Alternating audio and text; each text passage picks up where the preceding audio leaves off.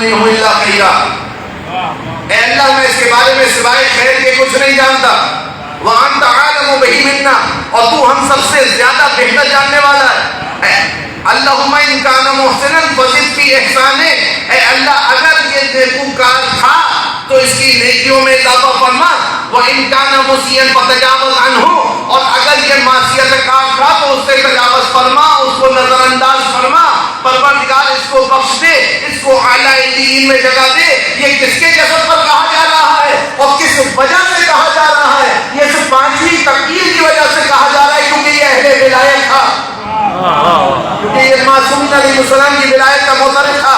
تو آپ مجھے بتائیے جو شریعت مجھے اور آپ کو اجازت نہ دے کہ خبردار ایک مومن کے جنازے پر آ کر اس کے خلاف زبان نہ کھولو، وہ زندوں کے لیے اجازت دے گی کہ آپ اس کی راہ میں رکاوٹیں کھڑی کریں؟ وہ زندوں کے لیے اجازت دے گی کہ اس کی جا کر غیبت کی جائے؟ وہ زندوں کے لیے یہ پسند کرے گی شریعت مقدسہ کہ زندہ مومنین کو آزار و اذیت دی جائے؟ بڑا مقام ہے آقا علی والوں کا، ان میں سے ایک مقام یہ ہے کہ اگر کوئی اہل بیت اطہار علیہ السلام کا چاہنے والا اس دنیا سے چلا جائے تو میں اور آپ اس کے لیے دعائیں مغفرت کریں، مل کے صلوات پڑھیں محمد وآل محمد۔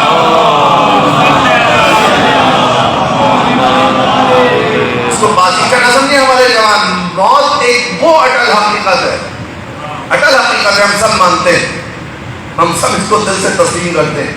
اور ابھی شہید حسن نصر اللہ کے شہادت کے بعد جب کافی عرصے تک تسلیم کی کوئی خبر نہیں آئی تو میں نے ایک مقام پر یہ کہا تھا کہ خود شہید کی شہادت کے بعد تسلیم کا ڈیلے ہونا یا پھر مخفی رکھنا دشمن کے دل پر ایک کالی ضرب ہے۔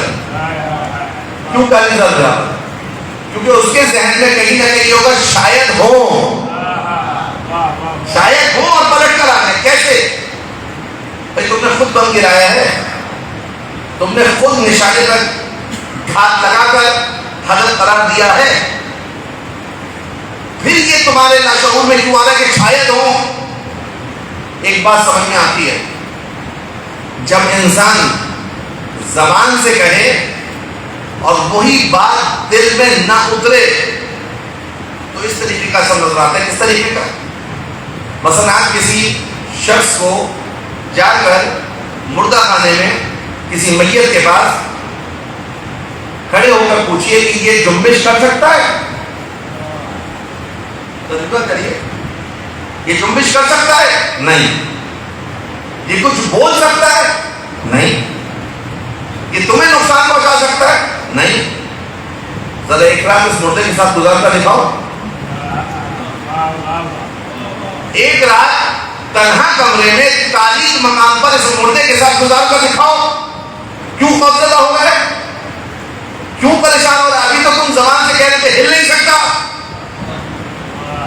ابھی تو تم زبان سے کہہ رہے تھے کہ جنبش کر نہیں سکتا، ابھی تو تم یہ کہہ رہے تھے کہ بول سکتا نہیں ہے، ابھی تو تم یہ کہہ رہے تھے کہ تمہیں کوئی نقصان نہیں پہنچا سکتا، تو پھر اس کے ساتھ تمہیں ایک رات گزارنے میں کیا پریشانی ہے؟ کہا زبان سے تو کہہ رہا ہوں کہ بول نہیں سکتا، مگر دل تک یہ بات نہیں اتری، شاید بول دے، شاید بول دے۔ تو اگر موت کو اس طرح سے نہیں تصور کرنا ہے۔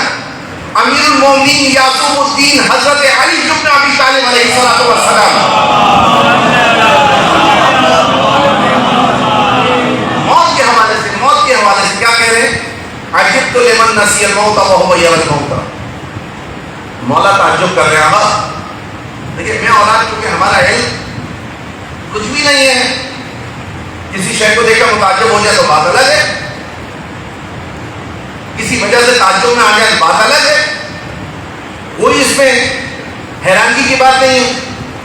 کسی شے کو دیکھ کر مجھے تعجب ہو، کسی شے کو دیکھ کر آپ کو تعجب ہو، کوئی حقیقت آپ کے سامنے منکشف ہو، آپ کو تعجب ہو، کوئی حقیقت میرے سامنے منکشف ہو، مجھے تعجب ہو، تو اس میں تعجب نہیں ہے کہ مجھے تعجب ہو رہا ہے، اس میں تعجب نہیں ہے کہ آپ کو تعجب ہو رہا ہے، مگر وہ فرد جو منبر پر بیٹھ کر کہے لو کشف الکتاب مصدق تو یقینا اگر آسمان کے پردے چاک کر دیے جائیں تو علی کے یقین میں رتی برابر اضافہ نہ ہو، وہ شخص جس کو رسول اللہ نے علم ایسے بھرایا ہو جیسے پرندہ اپنے بچے کو بھراتا ہے، اگر وہ یہ کہے عجبت لمن نسی الموت وهو یری الموت، مجھے تعجب ہوتا ہے اس شخص کو دیکھ کر جو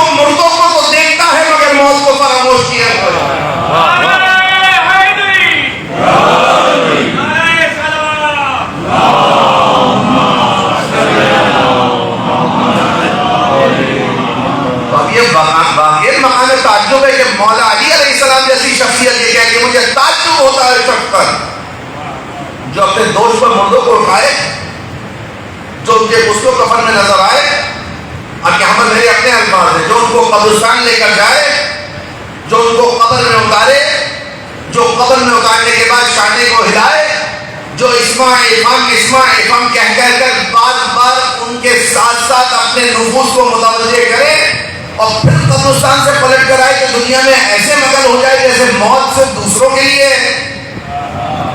اس کا مجھ سے کوئی تعلق نہیں آگا، موت ہم سب کے لیے، خواہ یا نہ خواہ، چاہیں یا نہ چاہیں، آج ابھی اسی وقت، کل، پرسوں، 10 سال بعد، 20 سال بعد، بالآخر کل نفس ذائقۃ الموت،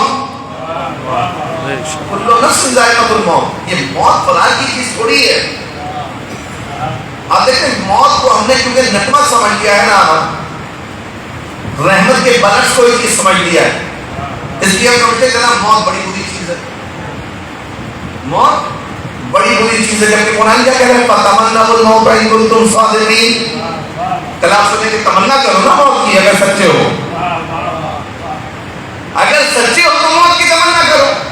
پھر قرآن کہہ رہا ہے وَلَا يَتَمَنَّوْنَهُ أَبَدًا بِمَا قَدَّمَتْ أَيْدِيهِمْ، یہ ہرگز موت کی تمنا نہیں کرے گی کیونکہ جو آگے بھیج چکے ہیں نا، ان کو پتہ ہے کہ آگے بھیجا جانے والا معاملہ کتنا بڑا خسارہ ہے۔ اگر یہاں پر میں اور آپ فارسی میں کہتے ہیں اردو کشیدے ایسا لباس پہن کر جس کو استری کے ساتھ کلف لگا کر پہنا ہو، یہاں پر میں اور آپ اس کلف والے لباس سے کر سکتے ہیں، وہاں پر کوئی ایسی مادی استری نہیں ہے جو ہمارے وجود کو درست کر سکے۔ وہاں پر جو یہاں کیا ہوگا نا وہ وہاں ہوگا۔ یہ بہت آسان 2-4 والی بات ہے، یعنی آپ کو تصور کیجئے معصومین علیہ السلام، اسٹوڈنٹ اس بات کو سمجھیں گے۔ آپ بتائیے آپ کا کوئی سخت امتحان ہو، امتحان سے ایک دن پہلے آپ کو سارے امتحانات کے سوالات پتہ چل جائیں، کیسا محسوس کریں گے؟ آپ اپنی اصطلاح میں اس کو کیا کہتے ہیں؟ اچھا وہاں پہ ایک توقع ہوتی ہے اگر اے پیپر آؤٹ ہو گیا ہے تو بی آ جائے گا، بی آؤٹ ہوا ہے تو سی آ جائے گا۔ یہاں پر جو سوالات بتا رہے ہیں نا وہی بتا رہے ہیں جو وہاں ہوں گے، اور یہاں پر کسی قسم کا کوئی شائبہ نہیں ہے کہ کوئی اور سوال یہاں پر ہوگا۔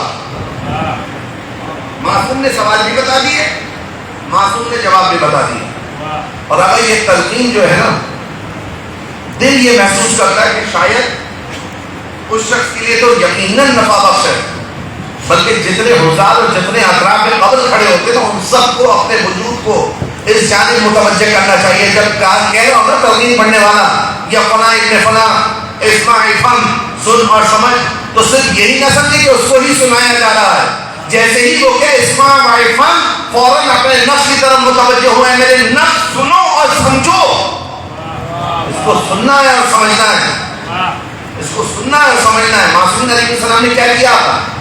میرے اور آپ کے سامنے جتنے سوال آنے تھے ان سوالات کو بیان کر دیا اور ان کا جواب بھی دے دیا۔ مل کے صلوات پڑھیں محمد و آل محمد۔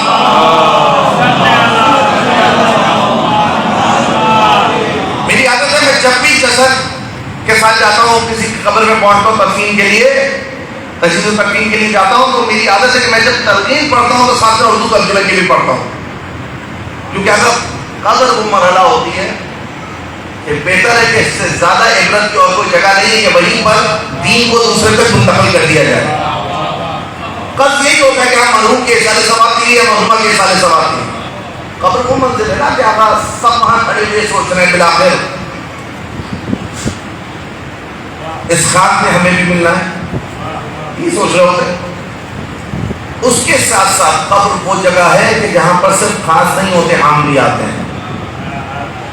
آسان کا تو صرف شیعہ نہیں ہوتے، غیر شیعہ بھی ہوتے ہیں۔ ان تک بھی یہ پہنچانا ضروری ہے کہ ہمارا صحیح السند عقیدہ ہے کیا، کیونکہ ان کو نہیں بتایا گیا کہ ہمارے نزدیک توحید کا کیا مقام ہے، ان کو نہیں پتا کہ ہم کیسے نبوت کو مانتے ہیں، ان کو نہیں پتا امامت یعنی کیا، ان کو نہیں پتا کہ کتاب کا کیا نام ہے۔ تو اب وہاں پر وہ افراد بھی آئے ہوتے جو مکتب تشیعوں سے وابستہ نہیں ہوتے، میں اپنی عزیزہ کے جنازے کی تدفین کے لیے قبرستان گیا. خدا ہم نے بتا تمام مرحومین کے درجات کو بلند فرمائے. ہماری تائی صاحبہ جی کے جنازہ دفن ہو گیا، میں اس پر تلقین پڑھ رہا تھا. تلقین کے جملات کو میں نے اردو میں دہرایا کہ تمہارے پاس اللہ کے 2 ملک آئیں گے، وہ تم سے آ کر سوال کریں گے. الفی جواب امام دونوں کے جواب میں کہنا، جب وہ تم سے سوال کریں اور ربوں کا تمہارا رب کون ہے؟ اللہ جل جلالہ ربی. جب وہ پوچھے تمہارا رب کون ہے، جواب دینا کہ اللہ میرا رب ہے. جب وہ رسول کے بارے میں پوچھے تو جواب دینا کہ محمد مصطفیٰ صلی اللہ علیہ وآلہ وسلم خاتم النبیین ہے، میرے آقا ہے، میرے مولا ہے، میرے رسول ہے. میں ان کو اللہ کا رسول مانتا ہوں. جب امام کے بارے میں پوچھے بتانا امام علی کا امام زمان صلی اللہ تعالی فرجہ الشریف. میرے امام ہے، تم سے کتاب کا پوچھے کہنا قرآن و کتاب ہے، قرآن میری کتاب ہے. قبلے کا مجھے کعبہ تو قبلہ کی، کعبہ میرا قبلہ ہے. موت برحق ہے، سوال ممکن نکیر برحق ہے، حساب کتاب برحق ہے، روز قیامت محشور ہونا برحق ہے. ان ساری چیزوں کو جب میں نے بیان کیا نا، ایک صاحب میرے پاس آ کر کہنے لگے میرا تعلق مکتب تشیع سے نہیں ہے، لیکن کیا شیعہ مذہب کی یہ اصل اصول ہے؟ میں نے کہا جی ہاں بالکل. کوئی آ کر قبر پر مردے کے سامنے بھی جھوٹ بولے گا. کہا کہ کس نے تعلیم کیا؟ میں نے کہا ہمارے معصومین نے تعلیم کیا. کہنے لگے باخدا آج تک جو کچھ مجھے سنائی دیا تھا، اس ایک تلقین نے وہ ساری چیزیں میرے ذہن سے مٹا دی.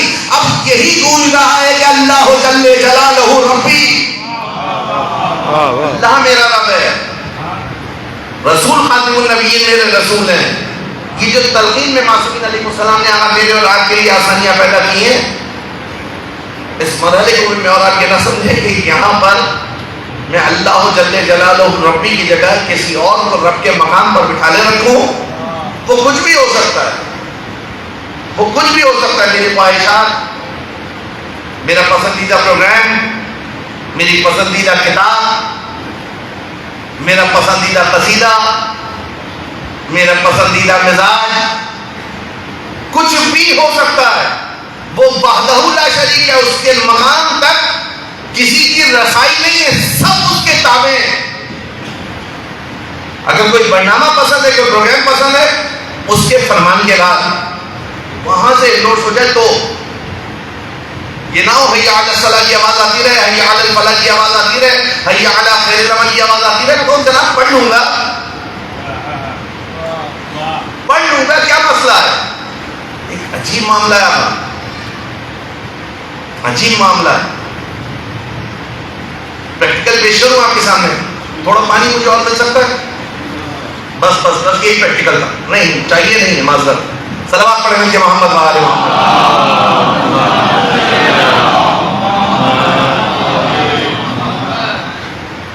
میرے برادر سن و سال میں مجھ سے بڑے صحیح، تجربے میں مجھ سے زیادہ صحیح، لیکن جیسے ہی انہوں نے دیکھا کہ ممبر پہ بیٹھا ہوا ایک شخص جو امامہ بے سر ہے، وہ کہتا ہے تھوڑا پانی اور مل جائے، تو نیچے سے بیٹھ کر یہ نہیں کہا مولانا پانی تو موجود ہے اور کیوں چاہیے.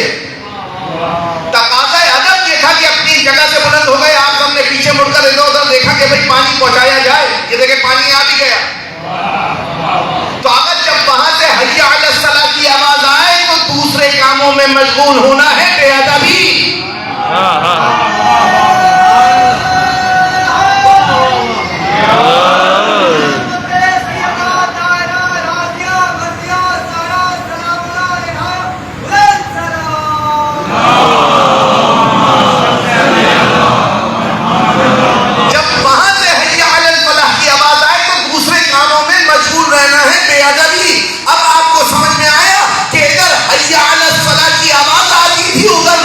مسلح کی طرف بڑھتے تھے. نہیں معصوم کا مقام تو بہت بلند ہے. جب امام خمینی رضوان اللہ تعالیٰ علیہ اس انقلاب کو برپا کرنے جا رہے تھے نا، اور اس وقت میڈیا اتنا فعال نہیں تھا، جب پوری دنیا کا میڈیا جمع ہوا تو ایک مرتبہ نماز کا وقت داخل ہوا، آپ اٹھ گئے بغیر جواب دیے ہوئے مسلح کی طرف جانے لگے. کسی نے کہا آقا اتنا اہتمام کیا گیا ہے، اس وقت مسلح پر جا رہے ہیں، تھوڑی دیر بعد نماز پڑھ لیجیے گا. کون سا وقت قضا ہو رہا ہے؟ کہاں یہ قیام کر کیوں رہے ہیں؟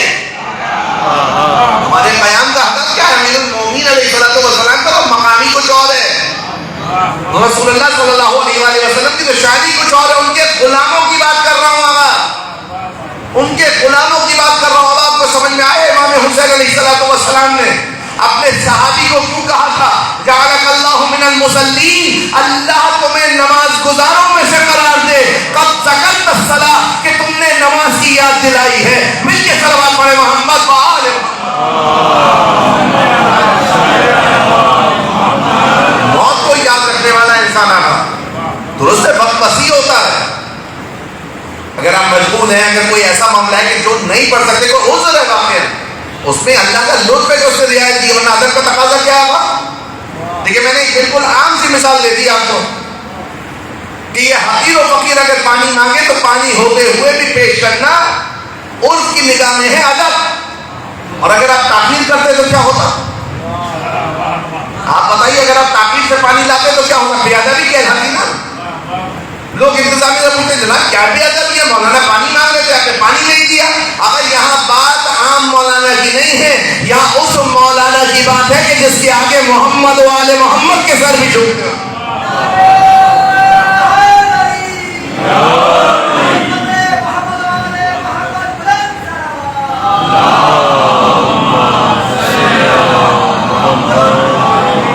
تو جو سب سے پہلا اثر ہے اس نماز باجماعت اور نماز اول وقت کا، جو سب سے پہلا اثر ہے وہ یہ ہے کہ موت کے وقت کی سختی دور ہو جاتی ہے۔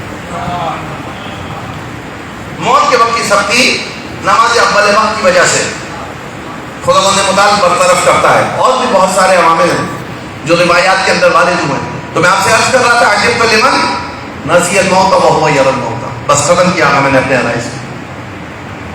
یہی آخری جملہ اگر میں اپنے جوان دوستوں کے ذہن میں منتقل کرنے میں کامیاب ہو گیا تو معلوم کی روح سے دعا کے طالب ہوں گے کہ پروردگار ان کے درجات کو بلند فرمائے، اور انشاءاللہ جب وہ سفرہ اہل بیت اطہار پر حاضر ہوں تو ہمارے لیے کچھ وہاں سفارش کر دیں کہ واقعی یہ افراد وہ ہیں جو میری یاد میں ایک جگہ پر جمع ہوئے تھے، اور جمع ہونے کے بعد ذکر محمد و آل محمد علیہ السلام، تعلیمات قرآن، تعلیمات خداوند متعال کو نشر کرنے کی صحیح کی۔ تو اب موت کیا ہے؟ موت کسے کہتے ہیں؟ موت کا تصور کیا ہے؟ ادھورا تصور ہے ہمارے ذہنوں میں، یقین جانی ادھورا تصور ہے۔ ہم موت کو گویا نعمت سمجھتے ہیں، موت خود بہت بڑی نعمت ہے۔ عجیب لگ رہا ہوگا، درست ہے، ہم اپنے پیارے سے بچھڑتے ہیں، اپنے پیاروں سے جدا ہوتے ہیں تو ہمارا قلب رنجیدہ ہوتا ہے، لیکن ہم سمجھے تو کہ موت کتنی بڑی نعمت ہے۔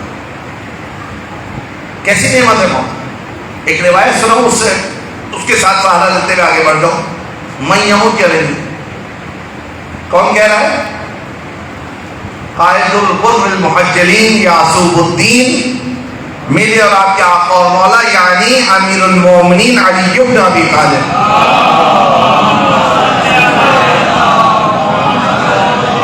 حارث ہمدانی سے بہت چھوٹا جملہ ہے آقا، لیکن ذرا تصور کیجئے، مرحوم کے پسماندگان اس طرف توجہ کریں کہ آپ کے والد کو، آپ کے عزیز کو، آپ جس سے محبت کرتے ہیں، جس کے لیے گریہ گناہ ہے، اس کو کیا نعمت ملی ہے۔ میں یموت کیا نہیں، جو بھی مرے گا مجھے دیکھے گا۔ اگر یہاں شارع رسول پر کھڑے ہو کر امیر المومنین کے حرم کا گنبد دیکھنے کی بات نہیں ہو رہی ہے، یہاں حرم امیر المومنین میں قبر مطہر کو دیکھنے کی بات نہیں ہو رہی ہے، جبکہ اس کی بھی فضیلت بہت ہی زیادہ ہے۔ یہاں بات اس جالی کو دیکھنے کی نہیں ہو رہی ہے، یہاں بات اس ایوان کو دیکھنے کی نہیں ہو رہی ہے، یہاں بات اس سہل حرم امیر المومنین علیہ السلام کو دیکھنے کی نہیں ہو رہی ہے۔ جو مرے گا مجھے دیکھے گا، مولا فرمانے مجھے دیکھے گا۔ اب آپ مجھے بتا دیجئے کہ ساری نعمتیں ایک طرف، رخ زیبائے علی ابن ابی طالب کی زیارت ایک طرف، کوئی مومن دیکھنے کے بعد ٹھہر سکتا ہے کیا؟ آج اگر موقع مل جائے نجف میں جا کر رہنے کا، کربلا میں جا کر رہنے کا، قوم میں جا کر رہنے کا، مجھے آپ بتائیے کون سا صاحب ایمان ایسا ہے جو اس اپورچونٹی کو اویل نہ کرے؟ مولا فرمانے جو بھی مرے گا مجھے دیکھے گا۔ فرق کیا ہے؟ ان کو حالت جلال میں دیکھنا ہے یا حالت رحمت و شفقت میں دیکھنا ہے؟ تو یقین جانیے علی ابن ابی طالب ان کی راہ پر چلنے والوں کے لیے بہت زیادہ شفیق ہیں. الامام کالوالد الشفیق، امام ایک شفیق باپ کی طرح سے ہوتا ہے. امام ایک شفیق باپ کی معنی شفیق باپ کیا کرتا ہے؟ جتنا اس کے اختیار میں ہوتا ہے نا اتنا اپنے بچے کو بینیفٹ پہنچانا چاہتا ہے. اب آپ مجھے بتائیے الامام کالوالد الشفیق، امام علیہ السلام کا لطف تھا، ان کے اختیار میں تھا کہ وہاں کے سوالات یہاں لا کر مجھے اور آپ کو بتا دیں تاکہ جب وہاں جائیں تو کوئی پریشانی نہ ہو. بس اس موت کے ذائقے کو اگر میں اورات خود اپنے لیے معین کر لیں، ختم کیا میں نے رائس کو، اب اس سے زیادہ وقت نہیں لینا. اپنے لیے موت کے ذائقے کو خود معین کریں. ہر ایک جوان، ہر ایک بچہ، ہر ایک کہنسال، ہر ایک پیر مرد اپنے لیے خود اس ذائقے کو مینٹین کرے کہ مجھے کیسا ذائقہ چاہیے. کل نفس ذائقہ الموت، کیسا ذائقہ ہوتا ہے موت کا؟ اب تک کیا سن رکھا ہے؟ جیسے ململ کے کپڑے کو کاٹو پر ڈالو اور کھیلو یہ ہے موت. یہی تصور ہے نا موت کا. یہ تصور ادھورا تصور ہے. ایک اور تصور ہے موت کا، اور وہ کیا ہے؟ یا رسول اللہ موت کیا ہے؟ کہا الموت کا جسد، موت تو ایسے ہے جیسے تمہیں یہاں سے وہاں منتقل کر دے، ایک پل کی طرح سے ہے. یا امیر المومنین موت کیا ہے؟ کہا خدا کی قسم ابو طالب کا بیٹا موت سے ایسے ہی مانوس ہے جیسے بچہ شیر مادہ سے مانوس ہوتا ہے. اے امام باقر موت کیا ہے؟ کہا موت ایسے ہی ہے جیسے بدبودار لباس اتار کر نیا اور خوشبودار لباس پہن لو. اے امام صادق موت کیا ہے؟ کہا موت وہ ہے کہ تمہیں خلت آخرت پہنائی جائے گی. اے علی اکبر موت کیا ہے؟ کہا کیا فرق پڑتا ہے جب ہم حق پر ہو، موت ہم پر آ پڑے یا ہم موت پر جا پڑے. اے قاسم ابن حسن موت کیا ہے؟ کہا احلام من العسل، شہد سے زیادہ شیریں ہے میرے نزدیک.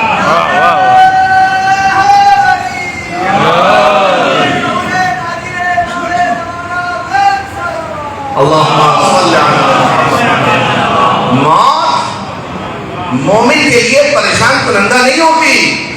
یقین کریے مومن اس کا رشتہ اولاد سے ٹوٹتا نہیں ہے. یہ مت سمجھیے گا کہ آپ کے باپ کا رشتہ آپ سے ختم ہو گیا. یہ مت سمجھیے گا کہ جن کی مائیں جا چکی ہیں ان کا رشتہ ان سے ختم ہو گیا. قدر جانیے وہ افراد کہ جن کے ماں باپ یہاں موجود ہیں، دونوں یا دونوں میں سے کوئی ایک، اور جن کے گزر چکے یقین جانیے روایت ہے آزمودہ ہے. جب کوئی ایسی مشکل پیش آتی ہے نا کہ جس کا حل مشکل نظر آ رہا ہوتا، جائیے اور جا کر والدین کی قبر پر دعا کیجیے. لوگ تعجب کرتے کہ امام حسین کی قبر پر دعا کریں تو کیا ہوتا ہے.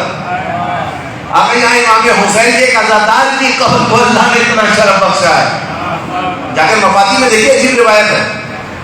امام قاسم سے روایت کا اگر ہماری قبور پر نہیں آ سکتے ہو، حالات کی تنگی ہے، ہماری قبروں تک نہیں پہنچ سکتے، وسائل نہیں ہیں، راستے کٹھن ہیں، ہمارے چاہنے والے کی قبر پر جاؤ تمہیں وہی ثواب ملے گا. یہ لطف ہے ان کی طرف سے.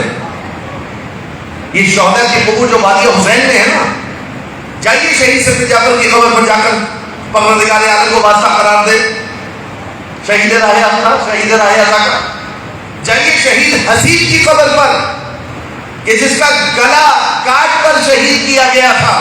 اس سنخیت کی وجہ سے خداوند متعال نے اس قبر کو یہ تاثیر عطا کی ہے. کبھی کوئی مشکل ہو جائیے جا کر فاتحہ پڑھیے، دعا کیجیے، وہاں پروردگار عالم کو وسیلہ قرار دے، خدا قبول کرے گا. لیکن ماں باپ کون ہے؟ مرنے کے بعد بھی اولاد سے رشتہ نہیں چھوٹتا.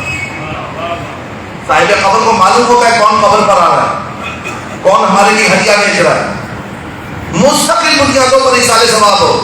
یہ 40 دن کا جوش نہ ہو، یہ تماہی تک معاملہ نہ چلے، یہ فقط چھماہی تک نہ ہو، یہ فقط برسی تک نہ ہو. مستقل جب تک اولاد زندہ ہے ماں باپ کے لیے کار خیر کرتی رہے. اپنے بچوں کو وصیت کر کے جائے کہ میرے ماں باپ کے لیے ایک استغفار، ایک لا الہ الا اللہ، ایک درود پر محمد و آل محمد، ایک تسبیح پڑھ کر ہدیہ کرتے رہو، مگر مستقل بنیادوں پر ہو.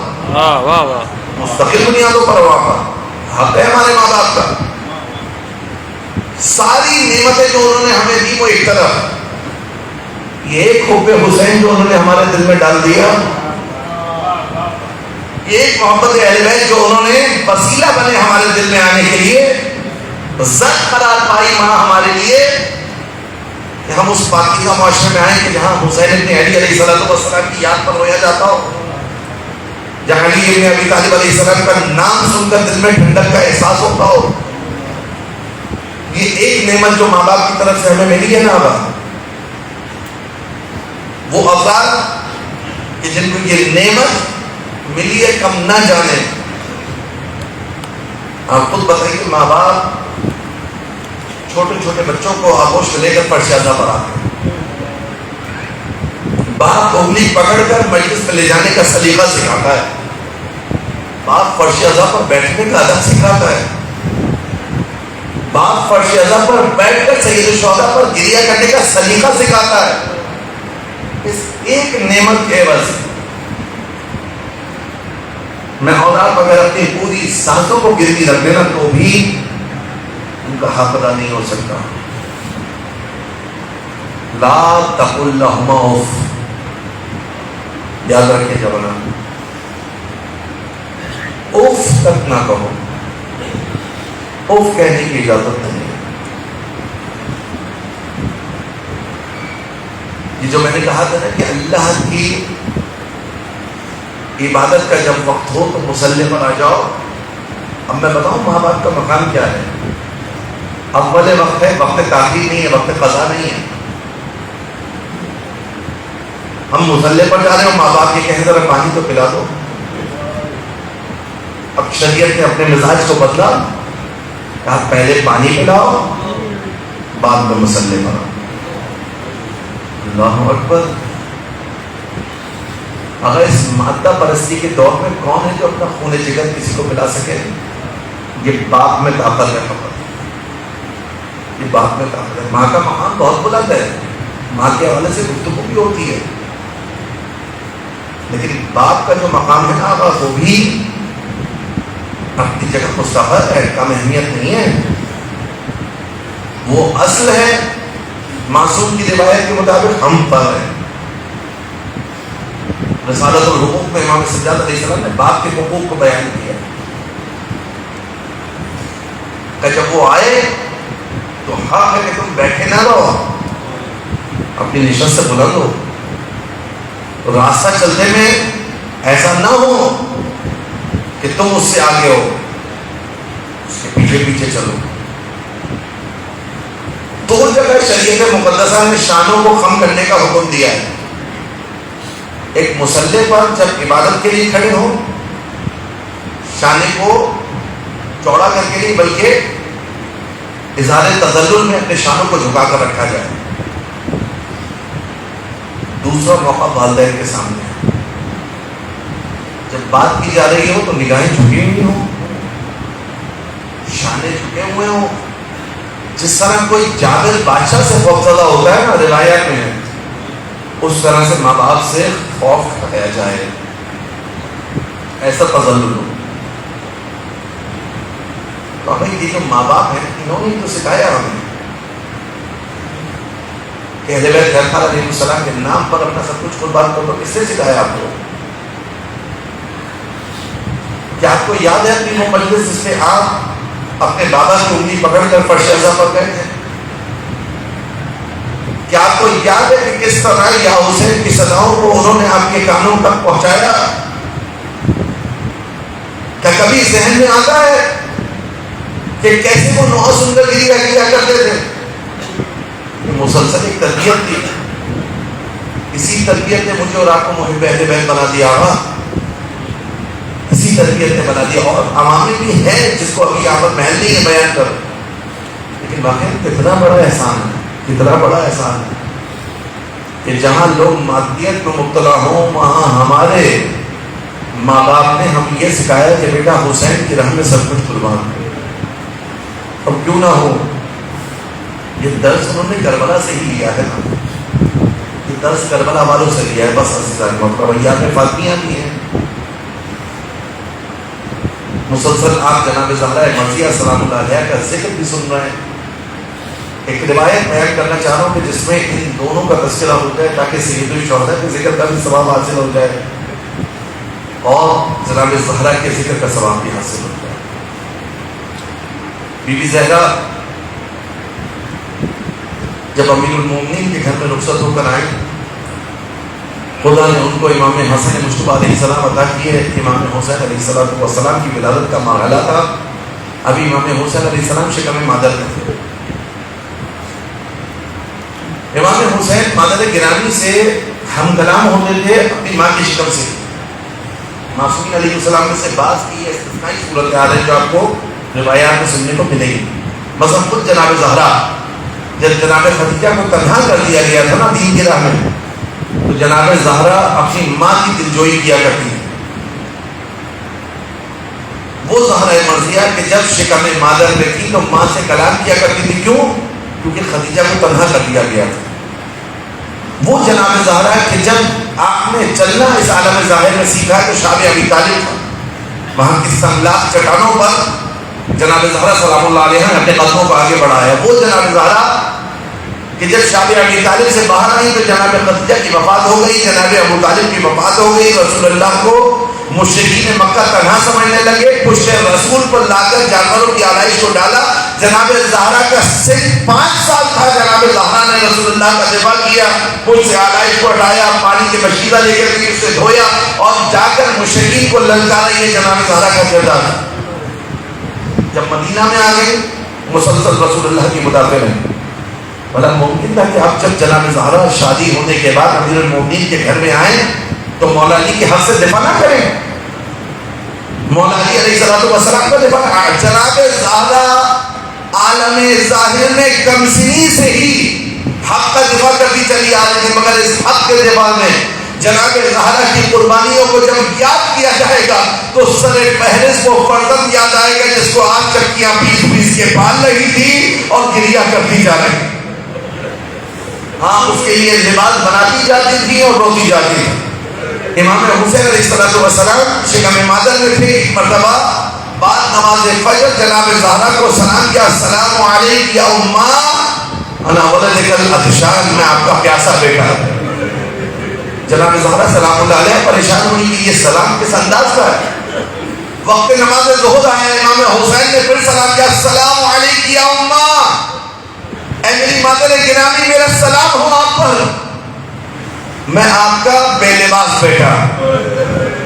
پھر وقت نماز عشاء آیا، جناب زہرا نماز عشاء سے فارغ ہوئی، امام حسین علیہ السلام نے سلام کیا، السلام علیک یا اماں انا ولدک السحکان، میں آپ کا سہکا بیٹا۔ آپ جناب زہرا بے چین ہوئی۔